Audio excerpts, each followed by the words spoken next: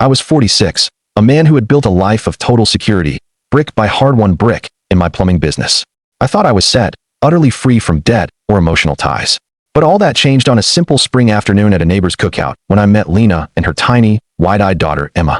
Emma was barely 6, painfully shy, and she moved with a fragility that broke me. She was the girl who whispered, "Thank you," for a juice box and looked to her exhausted single mother for permission just to eat a burger. In that small, quiet moment, I realized success wasn't the reward, purpose was. I fell for them slowly, carefully earning their trust. The moment that solidified everything came months later when the school nurse called. I was listed as Emma's emergency contact, the one person Lena trusted, and I rushed to the school to find my scraped-up girl. As I knelt to comfort her, she looked up, squeezed my hand tight, and whispered the word, "Daddy."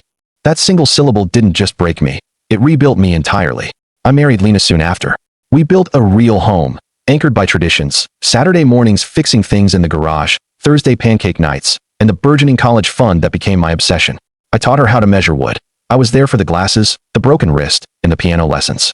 I put every available dollar into that $47,000 fund, convinced I was buying her freedom from the debt I never had. For 8 years, I wasn't a stepfather or a provider. I was just dad. I genuinely felt like the luckiest man alive.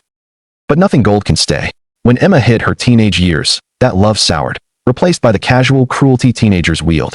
It all exploded one night after she got accepted to Princeton.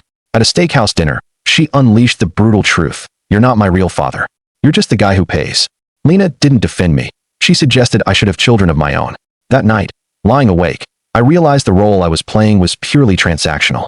By morning, I was at the bank, transferring every cent of that college fund back to my account.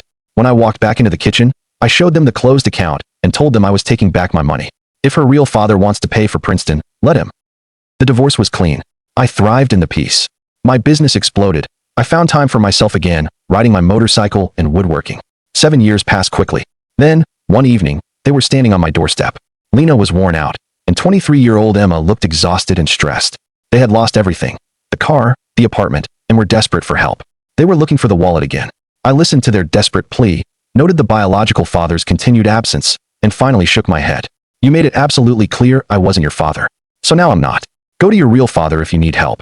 I closed the door, and for the first time in my life, I wasn't just financially solvent, I was completely free. Thanks for watching, and don't to subscribe to the channel and leave a like. Share your thoughts about this story in the comments.